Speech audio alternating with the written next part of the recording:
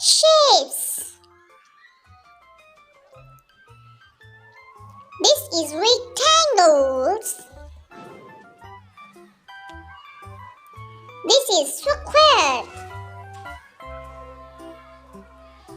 Rectangle and square has four sides, but there is difference. Let's compare. This is rectangle.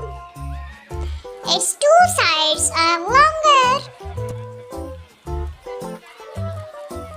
Its two sides are shorter.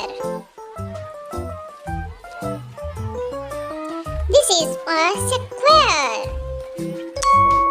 Square has four sides. Its four sides are equal.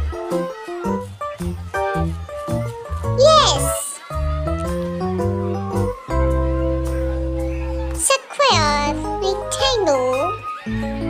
Thanks for watching.